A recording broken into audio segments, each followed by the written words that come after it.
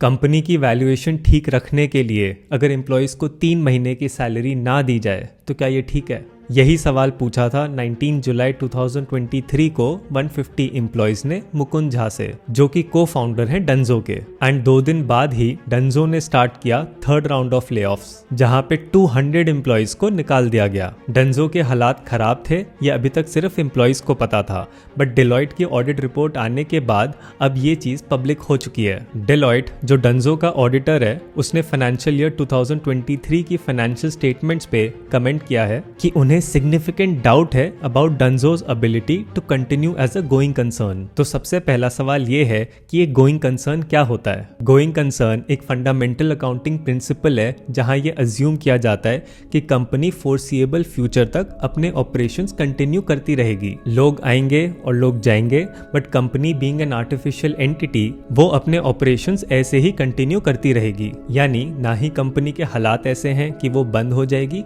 और ना ही कंपनी की इंटेंशंस है बिजनेस को बंद करना। एक ऑडिटर की ये ड्यूटी होती है कि वो चेक करे कि गोइंग कंसर्न अजम्पशन ठीक है या नहीं। अब क्योंकि ये एक अजम्पशन होती है, इसी वजह से अगर सब कुछ ठीक है तो ऑडिटर को कोई जरूरत नहीं होती कमेंट करने की। बट अगर ऑडिटर को लगता है कि कंपनी फोर्सिएबल फ्यूचर में नहीं चल पाएगी इस तरीके से, तो उसे कमेंट करना होता है। और यही एग्जैक्टली डेलॉयट ने करा है डंजो के केस में। And as a chartered accountant मैं आपको एक चीज बता दूं कि भाई अगर ऑडिटर अपने क्लाइंट की गोइंग कंसर्न अजम्पशन पे सवाल उठाता है तो वो बहुत बड़ी बात होती है, वो कोई हल्के में लेने वाली बात नहीं होती। तो अभी तक आपको एक आइडिया तो मिल गया होगा कि हो क्या रहा है यहाँ पे। जिनको नहीं पता कि डंजो एग्जैक्टली करता क्या है, तो भाई डंजो एक ऐप है जो आपको कनेक्ट करती है नियरेस्ट डिलीवरी पार्टनर से, जो आपके बिहाफ पे किसी स्टोर से सामान परचेज कर सकता है, वहां से पिकअप करके आपके घर आपको डिलीवर कर सकता है। इसे 2015 में स्टार्ट किया गया था by Kabir Biswas along with cofounders Ankur Agarwal, Dalveer Suri and Mukund Jha. और आज 8 साल बाद कंपनी के हालात अच्छे नजर नहीं आ रहे। तो ऐसा क्या हो रहा है कि डेलॉयट ने इतना बड़ा कमेंट डाल दिया कि डंजो इस तरीके से आगे ऑपरेट नहीं कर पाएगा। डंजो का रेवेन्यू 54 करोड़ से बढ़ के हुआ 226 करोड़ इन फाइनेंशियल ईयर 23, यानी 320% का रेवेन्यू इंक्रीज तो हुआ, बट इसी रेवेन्यू को लाने के लिए एक्सपेंसेस बढ़ गए 4 गुना और पहुंच गए 2054 करोड़।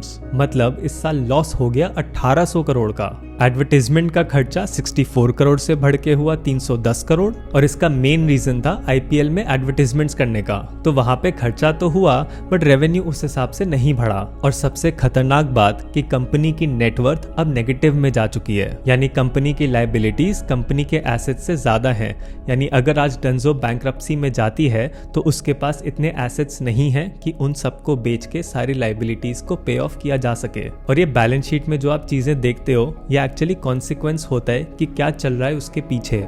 तो असली कहानी जो है वो कागजों के पीछे चल रही होती है। जब 21 जुलाई 2023 को 200 एम्प्लॉयज को निकाला गया था, उससे पहले उसी साल 380 एम्प्लॉयज ऑलरेडी कंपनी छोड़ के जा चुके थे। इनमें से कुछ लोगों को निकाला गया था और कुछ लोगों ने कंपनी छोड़ दी बिकॉज उन्हें सैलरी नहीं मिल रही थी। And as per Deloitte, company ने जो अपने एम्प्लॉयज की सैलरी पे टीडीएस डिडक्ट किया था, वो पिछले 8-10 महीनों से गवर्नमेंट के पास नहीं डिपॉजिट कराया है। इनफैक्ट ये पेंडिंग सैलरी पे करने की जो डेडलाइन थी वो थी पहले जुलाई, फिर वो मिस होके बनी सितंबर, और अब सितंबर से उठ के वो जा चुकी है 2024 में। यानी अभी तक एम्प्लॉयज का फुल एंड फाइनल नहीं हुआ है। सो क्लियरली इससे पता चलता है कि डंजो के पास इतने फंड्स नहीं है कि वो अपने एम्प्लॉयज को सैलरी पे कर पाए। और इसी फाइनेंशियल क्रंच को देखते हुए 4 में से 2 को फाउंडर्स ऑलरेडी कंपनी से रिजाइन कर चुके हैं। अब जहां एम्प्लॉयज को सैलरी देने का पैसा नहीं है, वहीं पे वेंडर पेमेंट्स भी आउटस्टैंडिंग हो रही हैं क्योंकि उसके लिए भी पैसा नहीं है। इन टोटल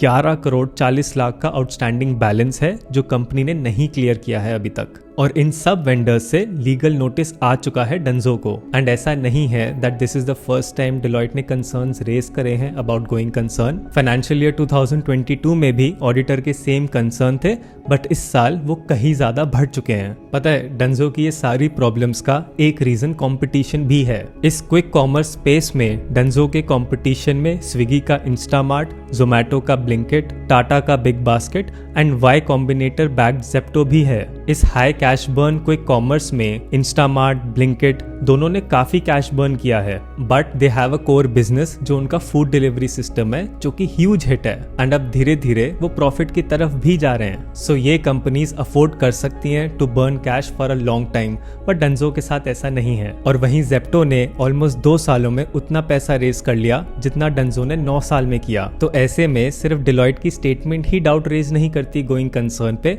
बट कंपनी के अपने हालात एक पिक्चर शो करते हैं। अब ऐसे में डंजो क्या करता है इस सिचुएशन से निकलने में, ये बहुत ही इंटरेस्टिंग होगा। सो आई होप इस वीडियो के थ्रू आपको पूरा सिनेरियो समझ आया हो, and if you like the video then do consider subscribing. बाकी मैं मिलता हूँ आपको नेक्स्ट वीडियो में एक नए टॉपिक के साथ। Till then you take care, have a nice day.